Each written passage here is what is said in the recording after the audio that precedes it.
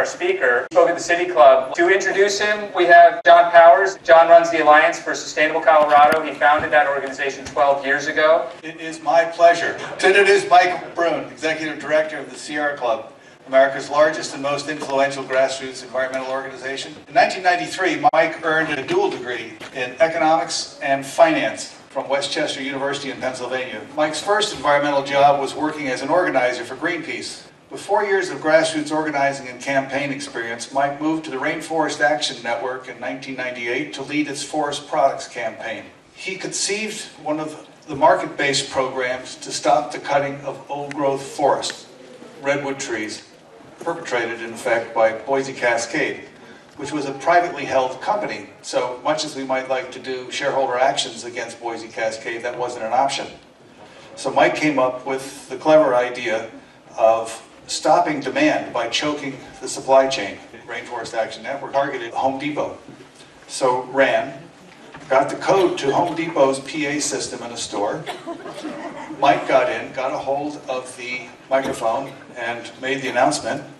Quick, go to aisle 9, get the last of the redwood forest while it's still available, being sold by Home Depot. So at the same time, there was a shareholder action against Home Depot to stop selling old growth forest. And together the campaign succeeded. Time magazine called that the victory, the most important environmental story of 1999. Next came Lowe's, then Kinko's. Rand went on to win more than a dozen other key commitments from some of America's largest corporations. In 2003, Mike became executive director of RAND. Despite Rand's strong-arm tactics, Mike's approach usually left his adversaries feeling that they had been treated with respect. Quoting Mike, "We had a mantra at RAND to be hard on the issues but soft on the people involved. That's really just another way of saying that when you take on a company, it's possible to be confrontational and collaborative at the same time."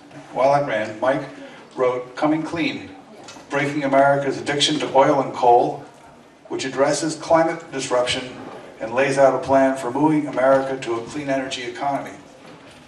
In 2010, Mike left RAND to become executive director of the Sierra Club. Just over a year later, Bloomberg Philanthropies awarded a 4-year, $50 million grant to the club for its Beyond Coal campaign to accelerate the retirement of 1/3 of the nation's aging coal fleet by 2020 and accelerate the transition to a cleaner, cost-effective, energy source-based economy.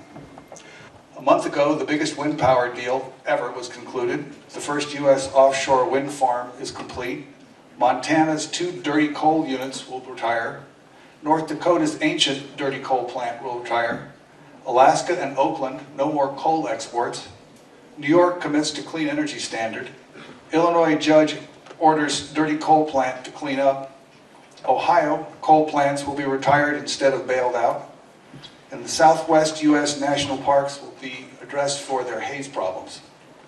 He's leading the club to take stances on immigration rights, social justice, Black Lives Matter, and diversifying the Sierra Club itself, which is 97% white. And he's engaging next generation of activists. Mike's vision understands that protecting the habitability of the planet is a complex web. Our necessary solutions aren't coming from the political left or the political right. They'll come from all of us pulling together in the present, taking the long-term view of the future. Mike consistently gets home to dinner with his wife, Myron, a technical writer and co-founder of the group Making Our Milk Safe, Moms, and their children, Olivia, Sebastian, and Genevieve. And then after dinner, after he spent the time with the family, he continues working. That's Mike Brune. Join me in welcoming one of this country's most effective activists, climate thought leaders, and environmental authors, Mike Brune. The title of this talk, I believe, is Beyond Left and Right. About how can conservatives and progressives, or people living in rural or urban areas, people on different parts of embracing different perspectives, how we can talk and listen to each other. But that's not what our conversation, I hope, is about. Our bigger challenge is to break out of the left-right conundrum, the prison that we find ourselves in. John talked a little bit about the Beyond Coal campaign, which is the largest effort by the Sierra Club in our 124-year history But to be clear, this is not at all just a Sierra Club campaign. There are literally hundreds of organizations, large national organizations like Earth Justice and NRDC, and even much larger amount of small grassroots state-based organizations, all of whom have been working to move beyond coal, many of them also working to move beyond gas and nuclear power towards a 100% clean energy future. And it's important to look back to figure out how we can move forward. Because 14 years ago, I doubt that the title of the conference would have been After Fossil Fuels. What the main topic from a climate and energy perspective was 14 years ago was the nearly 200 proposed coal-fired power plants that were suggested by the Bush-Cheney administration and by coal-fired utility executives all across the country. Almost 200 new coal plants were proposed in almost every state across the country, which, if they were built, would have locked in coal as the dominant source of electricity production for the next 50 years. Because when you build a coal plant, it's awfully expensive. It takes 30, 40, 45 years operating almost 24 hours a day, 7 days a week, 52 weeks out of the year, for decades simply to pay it off.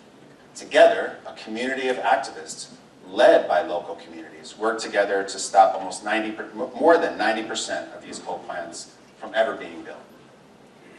That helped to usher in the next phase of this work. If you were to go back 6 years ago, we had 523 existing coal plants that were already operating, many of whom have been operating since the 70s or the 60s, some of which have been operating since the 50s and 40s and 1930s. A couple coal plants were built before the last time the Chicago Cubs won the World Series.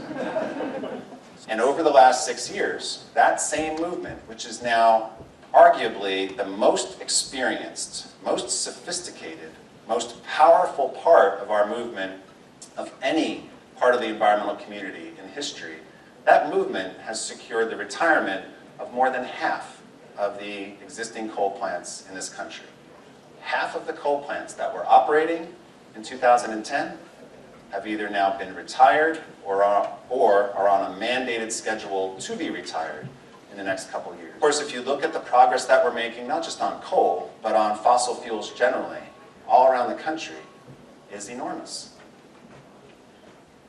And almost everybody here has probably been a part of that. So we've had, obviously, a victory in the last 12 months against Keystone, where the pipeline that would take some of the dirtiest oil in the country from the tar sands all the way down to the Gulf wasn't built. Well, in that same time period, over the last few months, activists on the left and on the right came together to stop a Palmetto pipeline in Georgia, which would have taken natural gas and transported it to a whole new fleet of natural gas plants. We've defeated the Alberta Clipper pipeline to the north of here, a little bit to the west, in the upper Midwest. We defeated the Constitution pipeline in New York State. We defeated a crude by rail proposal last week in Benicia, California. We defeated another crude by rail proposal in San Luis Obispo, in the southern part of California, 3 days ago. We defeated another crude by rail terminal proposed in Anacortes, Washington, yesterday. All of this progress gives the Sierra Club enough confidence that what we are now advocating for is no new fossil fuel infrastructure anywhere in the country. No coal, no gas, no oil, no bailouts for nuclear power. And we've got the movement now, collectively, that gives us the power to achieve those goals. Funny thing happened on the way to the future. As we have begun to take coal offline, and as the cumulative work by activists, scientists, and clean energy executives has helped clean energy to grow, and as state after state after state has developed renewable portfolio standards, building the market for clean energy has become cheaper than dirty fuels. New solar and new wind is now cheaper than new coal in almost every part of the country. New solar is now cheaper than a peaker natural gas plant in all 50 states. If you're an industry regulator, only proposals coming your way are solar wind, and gas. New coal is done. And in every state, the most affordable option is clean energy. That is an historic and profound shift that we're never going to go back from. It's irreversible. We're getting economies of scale for solar and wind that will allow for continuing drops in prices of solar and wind, battery technology, energy storage capabilities. From that framework, how do we get beyond this dynamic that we have right now, where there's the left and the right on climate change, on energy issues, on the environment generally? 4 ideas for how we can navigate through this world. First one is to keep winning. Come from a position of strength. In a lot of places where we are replacing coal with clean energy, we're not building out gas and going instead to clean energy, this is happening in Republican districts. Some of the deepest, most conservative districts in the country. Oklahoma Gas and Electric had a proposal several years ago to build massive new coal-fired power plants. Sierra Club, Earth Justice, and other groups litigated against that, organized against those proposals, lobbied, and we won. And as part of our settlement, as part of the litigation, we secured significant investments in wind technology. New wind. Close to 1 gigawatt of new wind was secured as part of these negotiations. 1,000 megawatts. And initially, the utility agreed not to build the coal plants, and they met that commitment, but then they didn't follow up on the wind investments. So we went back and threatened a second round of litigation. And then Oklahoma Gas and Electric put out a request for proposals and found that new wind in Oklahoma was not only coming in cheaper than the new coal proposals, but was coming in cheaper than new gas as well. So they had an opportunity to promote local jobs, in-state jobs, and do it in a way that would save ratepayers money. In Nebraska, also a state that is rarely accused of being a communist, socialist, environmental tree hugger breeding ground, the Omaha Power District, by the end of next year, again, they have retired their coal plants, not built out new coal, and will move to 40% of its power coming from wind by the end of 2017. In Iowa, Mid-American, about 10 years ago, proposed to build new coal and new nuclear plants. Coal plants were never built, the nuclear plants were jettisoned, and now Mid-American, which is owned by Warren Buffett in Iowa, after this new wind installation is complete, they'll be producing 85% of their power. The mayor of Lancaster, California, has committed to go to 100% clean energy. Rex Paris is his name. He's a Republican. You have the mayor of Georgetown, Texas, who has committed for his city to go to 100% clean energy. Dale Ross. He's a Republican. You have the mayor of San Diego, the 8th largest city in the United States. The city council and the mayor voted unanimously to go to 100% clean energy. Kevin Faulconer is also a Republican. In Kansas, a state that has doubled its wind production 4 times in the last 10 years, and the governor of Kansas, Sam Brownback, has committed to get the state to 50% clean energy within the next couple of years. Sam Brownback is also a Republican. The best way to build the biggest coalition is to keep winning. That's what I mean. Is that regardless of what your core values are, you may approach climate change because you feel that we have a moral obligation to protect species around the world who don't have a voice, who don't have a seat in Congress or a seat at the UN General Assembly. You may have served in the military, and you saw how our dependence on dirty fuels cost money, but also cost lives. And you want to see both the US military and the US government and other governments get off of fossil fuels. You may be a business owner who simply is making decisions on an economic basis. And for those reasons, you want to move away from fossil fuels and towards clean energy. first rule is to keep winning and to show how when we transition away from fossil fuels towards clean energy, it helps to solve a lot of other problems at the same time. It makes us more competitive as a country compared to other countries. We are able to save money, reduce air pollution, reduce water pollution, help to meet this global challenge that we have. When we make these transitions, the successes are enduring. Second rule, don't be suckers. We got to be honest with each other and around the country about the real nature and the level of disagreement on climate change, because there's barely any disagreement anymore. If you look at almost every poll that is coming out and has been coming out for the last couple of years, it is clear that there is a supermajority of the American public who believes that climate change is real, that humans are the cause, and that government and leaders in the private sector need to do more about that. We are seeing hundreds of business leaders, we are seeing leading Republicans at the local, municipal, state level stepping forward, a majority in the Republican Party on the need to take action on climate change. Or if you were to watch the debate, particularly coming out of the Beltway, or if you were to read most of the coverage on climate change, it is true that federally, the leadership within both parties are diametrically opposed on climate change. But that is a facade. There is no real, substantive, and significant disagreement in this country on the need to take action on climate change. So don't let people fool the American public to say that the entire American public is divided. Of course there are people in this country who think that climate change doesn't exist. And of course you'll be able to find people in the Republican Party who don't want to take action. Of course it's not limited to Mitch McConnell, Paul Ryan, or Donald Trump.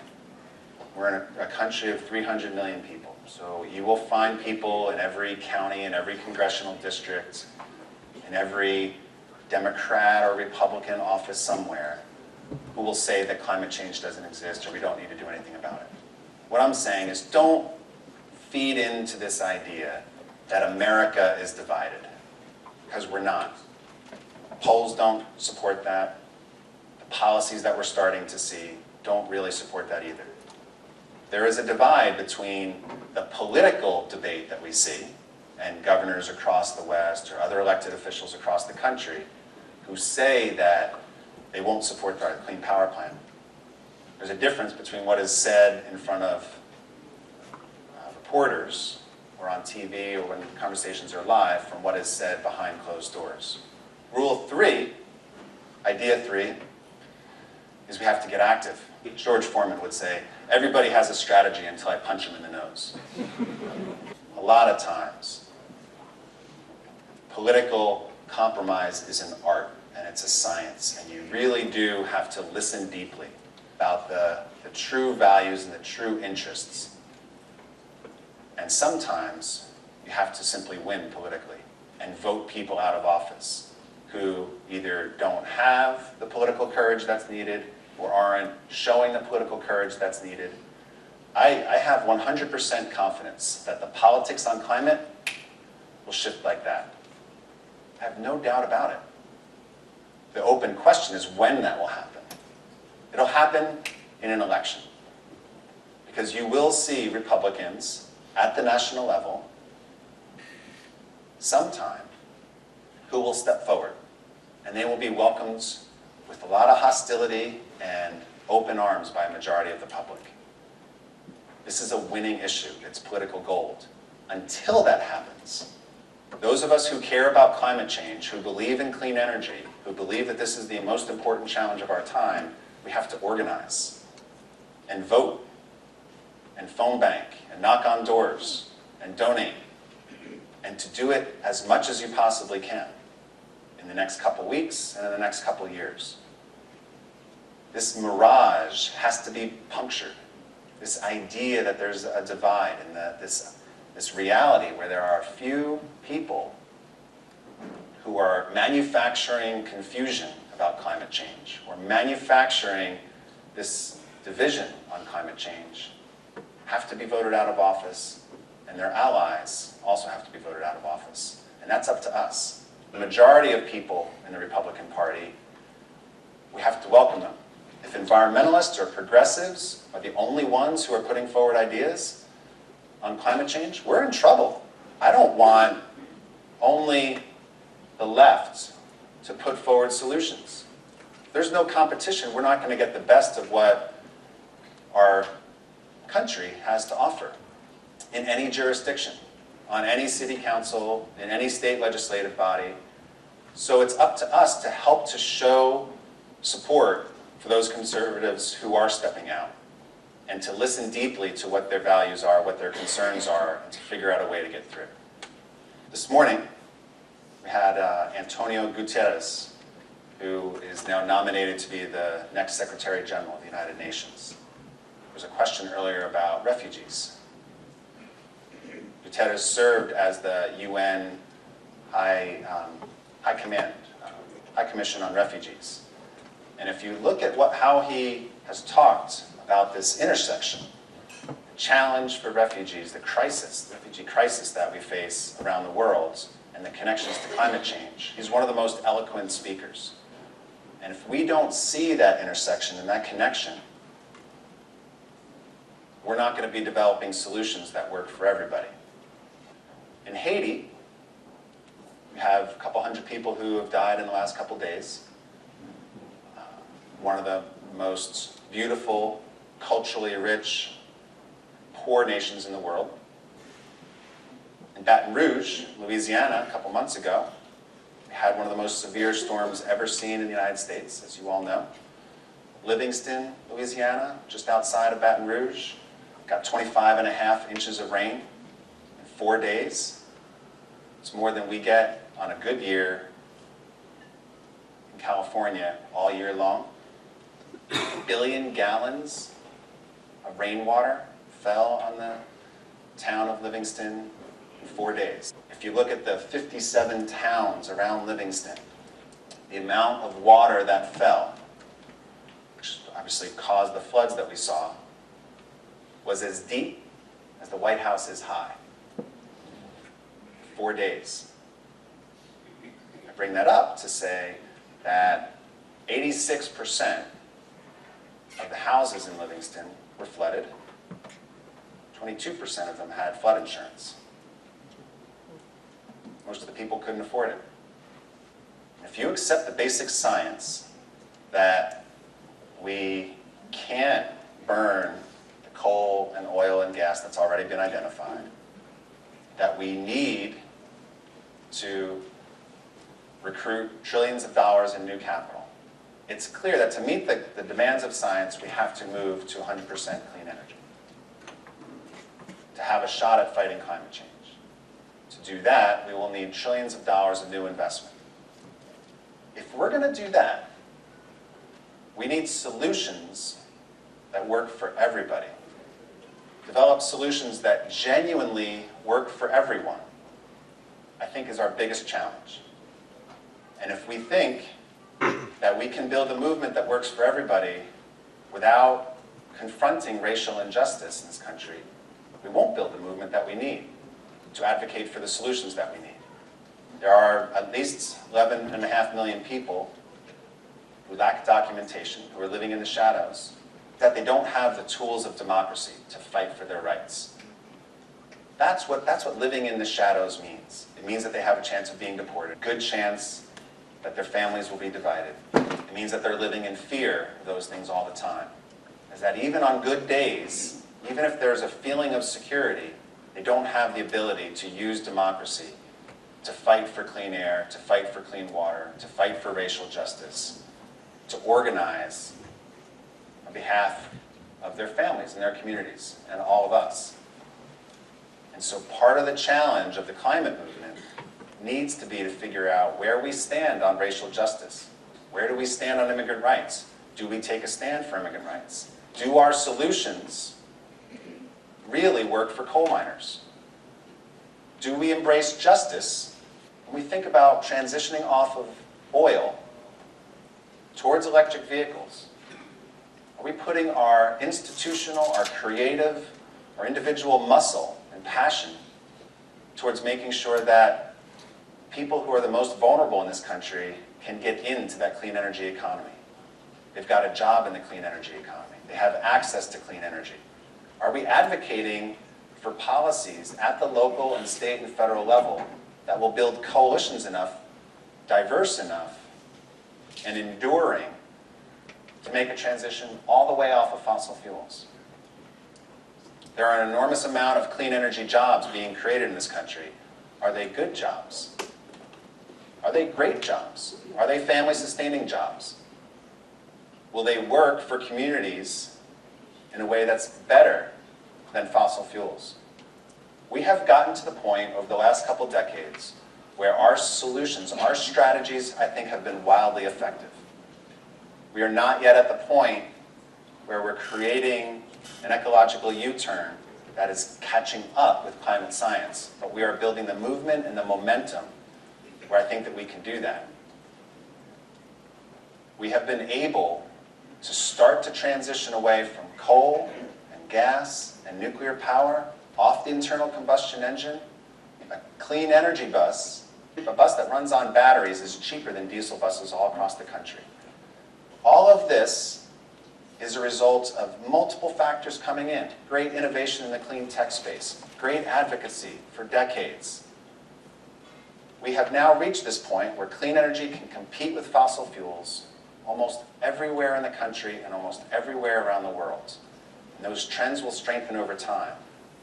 Now it's time for the next phase of our work to reimagine what a victory looks like, and to make sure that our ideas, our vision, our policies, our strategies, who we bring with us to the table, who negotiates our demands, has to be inclusive of everybody. Gandhi said that the difference between what we do and what we're capable of doing would suffice to solve most of the world's problems. And I believe that together we can close that gap. Thank you.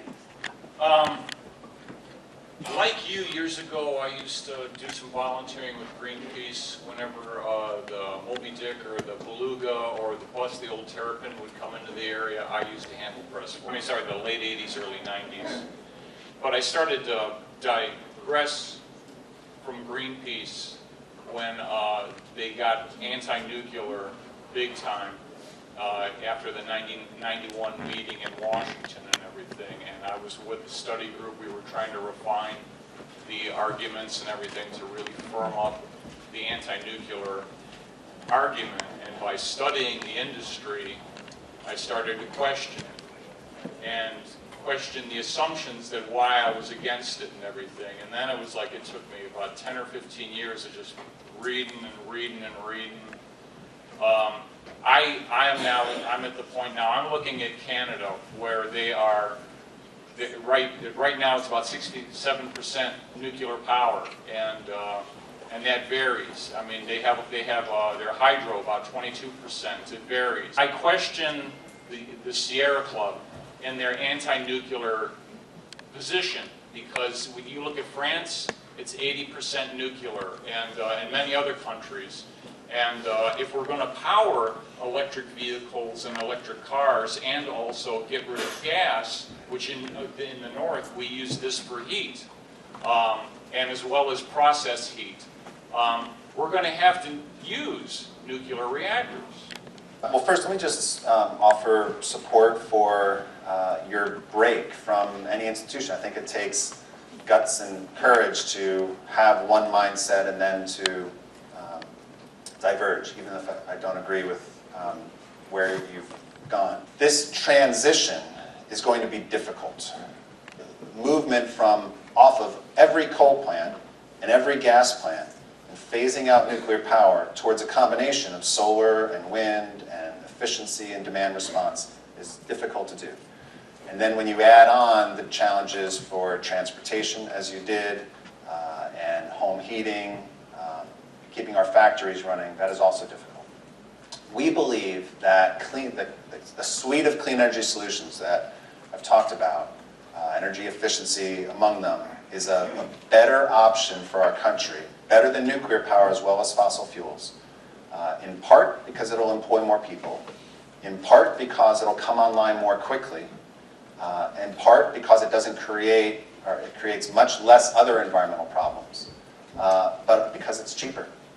There is not even a proposal right now in this country to mimic where France is. And the reason for that is that nuclear power is the most expensive form of energy right now, by far. It's not even close. I challenge you to find a nuclear power plant proposal that isn't subsidized by billions of dollars. You may argue that solar and wind have subsidies as well, far smaller than what's being afforded to nuclear power.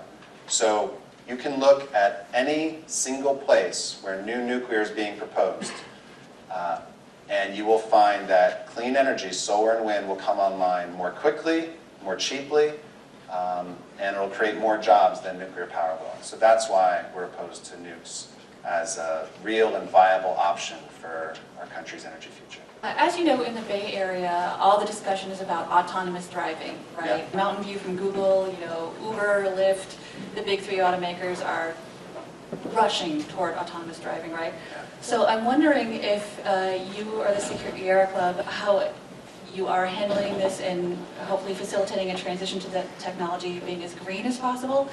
And given how many people are projected to be displaced by autonomous driving, how that massive upheaval might be managed as well. The most honest answer is we don't have it figured out yet. Now, clearly it's a trend, and it also is right on the knife's edge. There are some compelling studies that show how autonomous vehicles could be effective at certainly reducing vehicle ownership, reducing the amount of land and physical space that's devoted to the automobile, and to significantly reduce greenhouse gas emissions. There are also studies that show that if policies go the wrong way, that it could help to stall some of the progress that we're making towards reducing our dependence on fossil fuels in the transportation sector, and increase gridlock and increase or decrease the quality of life. We're studying that right now to figure out how we might be able to engage and do so in a way that can help try to achieve more positive outcomes.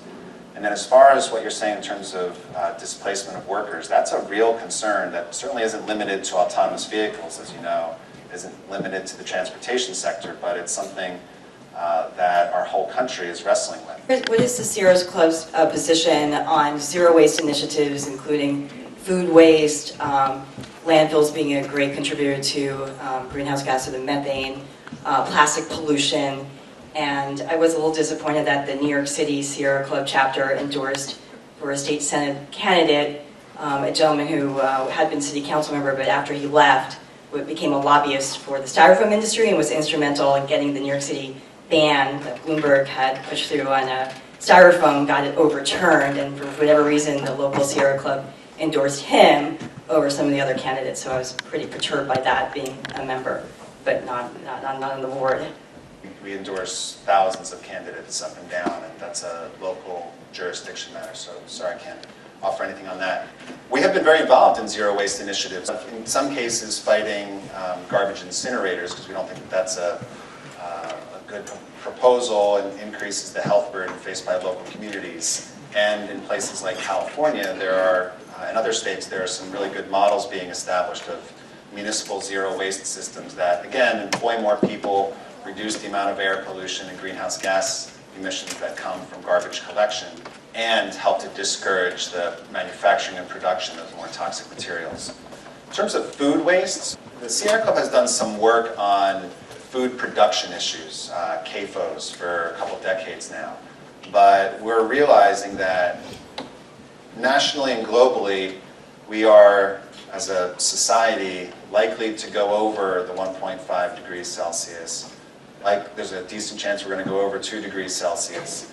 And there is an urgent need domestically and around the world to help put more muscle and energy and thought into ways in which we can begin to take carbon out of the atmosphere, particularly biologically, which is a long way of saying that we're looking much more closely at the food issue, food production, transportation, consumption, zero waste, to figure out, in a similar way to the last question, how we can engage and how we can be helpful to people who have been working on this for a long time. We've been hearing today how the Paris Agreement sent important market signals, and then meanwhile we have these trade agreements, TPP and others. I've heard that there's going to be a big push to get this passed in the lame duck session. What is the Sierra Club doing among the other all green groups to stop that? We've been working on this for years on TPP, and I feel proud of the Sierra Club's role on that. We are in a situation right now domestically, and really all around the world, in most governments around the world, where there are instances where at every level of government there may be a really strong climate policy, and then you have energy policy that can undermine that, or trade policy that can undermine that. And what we really need is much more cohesive, comprehensive strategies being embraced by every level of government. In the Obama administration, one can point to the successes of the administration through the EPA, through the Department of Energy, through the Department of the Interior, beginning to reduce greenhouse gas emissions. And then point to the U.S. Trade Representative's Office, which has helped to put forward TPP, Trans-Pacific Partnership, which undermines our climate goals. And so the Sierra Club has been fighting on this hard. We have been, for years, working with members of Congress to help move them from a position of supporting TPP to opposition. We are holding rallies and demonstrations, doing tons of lobbying. I personally have been on the Hill a lot of times, making calls to legislators, either to support our champions who are firmly opposed to TPP, to move those who are on the fence and those who are supportive of TPP, to mess with their minds a little bit and tell them that the vote is happening on a Saturday or something like that. Not sure. There will be a push by the administration to try to get TPP in the lame duck administration. The president has signaled that. He has some support among Democrats, probably more support among Republicans. I think politically it's hard to see how TPP gets passed, but it will be a fight. I think the next big fight is to make sure that the next administration has a much smarter trade policy. And I think our challenge, once again, is not just to fight trade deals. I don't want to be part of a movement that simply works to stop coal plants or to stop pipelines or to stop bad trade deals. We are powerful as a movement and as a country. And so I would rather see fossil fuel industry fighting our trade deals rather than us fighting trade deals that we don't want. So our biggest challenge in the next year is to develop trade agreements that we support. Why should we not have a trade agreement that eliminates all fossil fuel subsidies? There's no reason why we can't do that. Why can't we have a trade agreement that locks in a transition towards clean energy?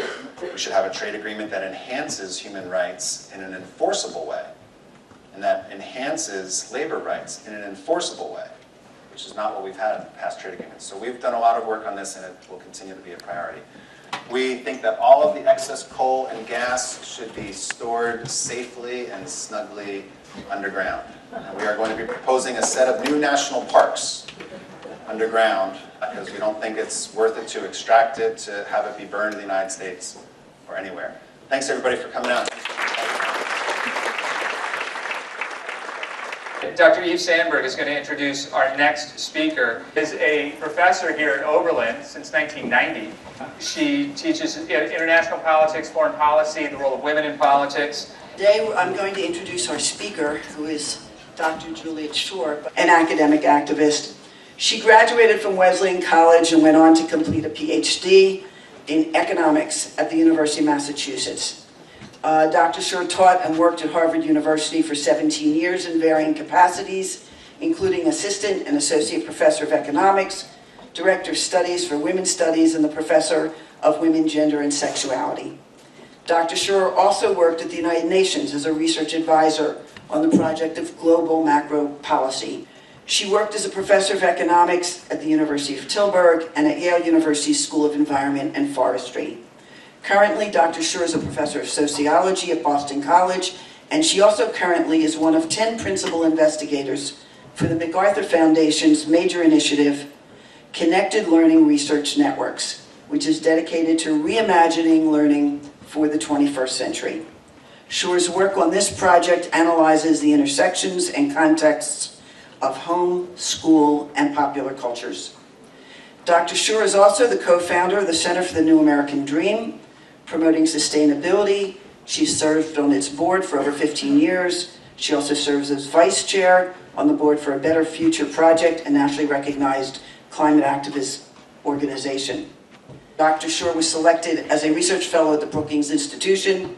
She was selected as a fellow at the John Simon Guggenheim Memorial Foundation, Pew Charitable Trust, the V.K. Rasmussen Foundation, the Johnson Foundation, the Compton Foundation, the Garfield Foundation, and many, many more have recognized Dr. Shore with awards and funding. Dr. Shore has also solo-authored and co-edited numerous books. Her books include Toward a Plenitude Economy, Sustainable Lifestyles and the Quest for Plenitude, Case Studies from the New Economy, which she co-edited with Craig Thomas, Building a Sustainable and Desirable Economy in Society and Nature, Plenitude, the New Economics of True Wealth, Born to Buy, The Commercialized Child and the New Consumer Culture, Sustainable Planet, Solutions for the 21st Century, which he co-edited, The Consumer Society, which he co-edited, Do Americans Shop Too Much, The Overspent American, The Overworked American, The Unexpected Decline of Leisure, Capital, the State, and Labor, really change the national conversation. Financial Openness and the National Political Autonomy, The Golden Age of Capitalism, Reinterpreting the Post-War Experience. That she is an independent thinker, she is prolific. What is important to us today, however, is that Professor Shore's work has contributed to our national conversations on what she has called the work and spend cycle, to alter our understandings of production and consumption. She's investigated the political landscapes that we face and analyzed new patterns of time use, our new and emerging shared platforms of consumption. Dr. Shore continues to critique both free market and Keynesian economic paradigms, and she continues to ask the questions of how we might construct alternative economic structures that are sustainable for our communities and our planet. It's been nearly a decade since the U.S. economy crashed. At that time, the presidency was in Republican hands, and neoliberal policies of the sort that the Trump campaign is touting, tax cutting, deregulation, labor bashing, i.e. trickle-down policies, were in full force. The economy was in free fall and the pain was spreading. By the fall of 2009, the recession was at its deepest, just as the world was coming together for the climate talks in Copenhagen. There was a huge push by scientists in the months leading up to the talks to raise awareness of how dire the situation had become, that the data were getting worse and worse, and how crucial it was to reach a real solution. Take another 6 years until Paris and COP21 to get an international agreement, and a non-binding one at that. Economic and climate goals were pitted against each other. Of course, the growth imperative won out. Climate legislation was pushed off the table in the wake of the pain. In the US and Europe, the crash did bring a burst of short attention to climate via stimulus funds for renewable energy and energy efficiency, but that money dissipated fairly quickly. The impact of the recession on climate progress was quite negative. Public opinion shifted away from climate protection toward jobs, and another crucial 5 years were squandered. While U.S. emissions fell during the recession as a result of the stagnation of the economy, they rose in 2013 and 14 as growth accelerated. More generally, the highly touted so-called decoupling of growth from emissions, with decoupling meaning that growth and emissions no longer move together, has been slow to arrive. Today, instead of the growth imperative, more and more people are realizing we have a climate imperative. We need policy changes that deliver large emissions reductions that also provide jobs, financial security, reductions in inequality, and improvements in the quality of life. How can we do that? It's indisputable that the main thing we need to do to address climate is to stop using fossil fuels. We need to ramp up renewables as quickly as possible. We need to reduce energy demand via efficiency measures and innovation. We need a price on carbon. Because a challenge as profound as climate change requires more than a technological transformation. It also requires a change in how we conduct our economic lives. But the topic I want to talk about is almost absent from the mainstream discussion on climate and often from the more progressive discourse as well. It's important because of the size of its potential impact on emissions, as well as the fact that it's what we call a double dividend reform. It can achieve two goals at once, reducing emissions and addressing another economic problem. If we can significantly reduce average hours of work, emissions will decline, unemployment may also decline, and quality of life will rise. Now, hours of work are key to a number of social and economic outcomes. The amount of time people devote to their paying jobs affects labor supply and therefore employment and unemployment. It affects how much money people have to spend, and it has social impacts on family and community life, stress levels, physical and mental health, political participation, and quality of life. American workers have especially long hours of work. The average U.S. worker put in a week more than the average Italian, 2 weeks more than the average Brit, 300 more hours than the average French man or woman, 350 more than the average Dutch, 10 additional weeks of work than the average German, the most successful economy in Europe. In the U.S., in the early 20th century, we were the leader in working hours reductions. After the Second World War, our annual hours were far below other wealthy nations. But in the late 1960s and 70s, the U.S. began to diverge from other countries, and we increasingly became a nation of long hours. At the same time that hours were increasing, more and more people became under and unemployed. An economy of long-hour jobs produces fewer jobs, so what results is a shrinking majority of overworked employees and a growing minority who can't get enough work. A big part of why this happens is that benefits are paid on a per-person basis, especially expensive health benefits, so employers want to minimize headcount. When the recession hit in 2008, U.S. companies laid off far more workers than their European counterparts did. And in Europe, they softened the blow of the recession through what is called shorter work time policies or work sharing. In the U.S., nearly all of the decline in demand came in the form of unemployment. What does any of this have to do with climate? Time use, and particularly hours of paid work, affect emissions. That households who are more time-stressed have to do things in more carbon-intensive ways. If you've ever tried to reduce your eco or carbon footprints, you'll know that doing things sustainably can take time. The most important example, of course, is transportation. The less time you have to get somewhere, the more fossil fuels you have to use. Think of the progression from walking to bicycling to public transport to private car to commercial airline to private jet. But there are other ways in which time scarcity yields high eco footprints as well, whether we think about eating habits, growing vegetables is time intensive, purchasing new goods versus used, or repair. Economies that reduce working hours have much lower carbon emissions. That's because shorter hours of work represent a trade-off. If people work more, they produce and therefore emit more. If we think about the big picture of taking leisure, what's happening in a society is that over time, people are using productivity and trading money for time. When we trade income for time, we generate less demand for energy. And controlling energy demand must be a part of a successful climate response. It turns out that reducing hours of work is a potent climate policy. For every 1% reduction in working hours, emissions decline by about 2/3%. So that's a big effect.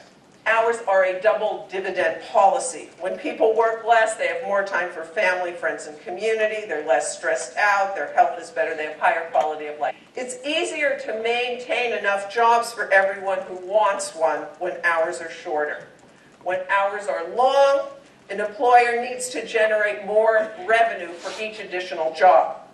With shorter hours, it's easier to protect the jobs that currently exist, and it's easier to create new ones. After the 2009 recession, the difference in the amount of revenue a German employer had to generate for a new job versus an American employer was about 25%. So that's a very large difference. The message from the tech community on artificial intelligence and what the future of work holds is certainly overstated. We're going to have a computer named Watson diagnosing our medical condition instead of a doctor. That we're going to have software doing tax returns and legal documents. That we're going to have robots instead of live soldiers fighting wars. That we're going to have people like me, professors, being put out of work as students watch faculty online in MOOCs, massive open online courses. That computers will write newspaper articles, that they will do therapy, that they will clean our living rooms, that they will take care of the elderly. Every single one of these things is already happening. The coming wave of artificial intelligence is real. It is going to have massive labor displacing impacts, and it requires fundamental rethinking and deep thinking about how we should respond. In this free market economy, let a growing number of people become unemployed without income and livelihood, dependent on our absolutely Dickensian welfare safety net? Or do we offer a basic income to all, as Silicon Valley tycoons who are foreseeing this world have increasingly begun to suggest? Do we reduce hours of work for all to share the work that does exist? What we can't do is to try and grow our way out of what will surely be a shortage of jobs. We're a mature economy that won't be able to achieve a high enough growth rate, even if we wanted to. Trying to achieve a high growth economy is a disaster for the climate. More growth equals more emissions. We have to find a way to equitably distribute work and money that serves everyone's needs and lets us meet radical emissions reductions. So if we did want to get going down the path of reducing working hours, what's a feasible and fair way to proceed? There are a few things we could do. One is to mandate paid vacations for all Americans. We could start with 2 weeks and gradually increase, as European countries have done. That would be a popular reform. Other policies include enforcing overtime laws and giving people the right to take compensated time off if they want it, and using the unemployment insurance to encourage work sharing instead of layoffs. There are also changes that target high earners, many of whom have to work long hours. We could make it a legal right to trade income for time. Millions of Americans want to work less, but their jobs aren't flexible. We could give employees the right to go to a 4-day work week, 80% time, 80% pay. This would be a very popular reform for many higher paid employees. One benefit of that kind of reform is that it reduces the income of better paid employees. That both reduces inequality and it also shifts income away from the people with higher incomes who have higher carbon footprints. The unequal distribution of carbon impacts, they very closely follow income and wealth distributions. Across countries, more income concentration, more wealth concentration equals higher emissions. The more concentrated income is at the top, and how much income the top 10% have in that state, the more emissions that state generates. So reducing inequality, like reducing hours of work, is a climate-positive, important reform. Even in the absence of government policy to reduce working hours, there are things that individuals and communities can do to work less and pollute less. I encountered quite a few people who quit conventional jobs to develop new careers, teaching or providing green goods and services, which help others live more sustainably, like people building low-impact housing, permaculture specialists, master gardeners, alternative energy providers, and so forth. These folks typically report high quality of life even if they don't have high and growing incomes. Working less is possible if you reduce your consumption requirements. Take advantage of secondary goods markets to buy fewer new things. Join goods lending platforms or time banks. The options for living cheaper but richer consumer lives have expanded tremendously. If you need to buy less, you need to earn less. That more and more people are doing this, and as they do, it becomes far more normalized and therefore much easier. The problem of ecological degradation and climate change can be understood as fundamentally a problem of time. Humans have sped up the time scale on which they operate. Capitalism has done that, as its essential feature is speeding up the movement of money. But of course, the temporal rhythms of nature and the Earth's ecosystems have not changed. So we are operating on a time scale that is out of sync with that of the Earth. We are producing too much too quickly for ecosystems to cope with. And in the process, we are destroying the planet. So we need to decelerate in our production and by extension in our daily lives. As the movement to live sustainably spreads, it will and must be a movement to work less. That means it will also be a movement to slow down, to engage with each other more, to take time to enjoy life, to be active in community and with each other, to appreciate every day, and to experience the wonder that is our Earth. Thank you. Okay, I lived in the Netherlands for 2 years in the 1990s. Remember, between 1980 and 82 was a very severe worldwide downturn. Big unemployment here, created a lot of the rust and the Rust Belt. The Dutch decided they were going to respond by basically freezing real wages, which is the equivalent of freezing production. Reduce hours of work so they could get people back into jobs. New government employees. And these were typically people coming out of college, so they weren't people at big salaries to begin with. They were hired on 4-day schedules, so they got 80%. And those shorter hours spread out all across the economy, and they had more and more free time. And their wages basically stayed the same for 15 years. And they had the highest productivity in Europe. They had basically no unemployment. They had a fantastically well-functioning economy. During the last economic crisis, 8 or 9 years ago, people were getting furloughed, and that was just bad news. We've got a big reservoir of people who would like to make those trade-offs, and we have a labor market that doesn't allow them to do it. So before we start forcing people, what about opening up the labor market to give people the option to trade income for time? Pacific Northwest, for example, where people have lower working hours and lead more of these kinds of lifestyles. In the Netherlands, they started with government. Universities are another excellent place to do it. Hospitals, anchor institutions. There are some cases where 2 people are allowed to share jobs, but it's something you have to fight for. For salaried workers, if you go to 80%, you've got to make sure your workload doesn't stay at 100. So, I mean, that is a problem. I frankly would love to work less hours. I think that the challenge from the perspective of my employer probably relates to 2 big issues which I hope you can address. One is healthcare and the other is retirement. The tying of health insurance to employment was an accident in American history. It occurred because of wage and price controls during the Second World War, and there was a lot of pressure in the labor market at that time. Employers were having a hard time getting workers, of course, because of the war, and so they began offering health insurance as a way to skirt the wage and price controls. We haven't established alternatives to just people amassing money. We need to start thinking about a much broader array of ways that we can basically support each other in retirement, whether it's time banking and on co-housing, just a lot of stuff that you can do so that you can have a good retirement with less cash saving. We've got to remember the AI challenge that we're facing. In wealthy countries especially, it's going to get harder and harder to create enough jobs to keep people employed. Basic income plus shorter hours of work. People can do a lot of great stuff outside of the paid labor market, whether it's in the household or in the community. I mean, as climate change creates more and more chaos, we're going to need more and more people buttressing not just the market economy. Because if we start to change the way we live and what we do, our mindset will change.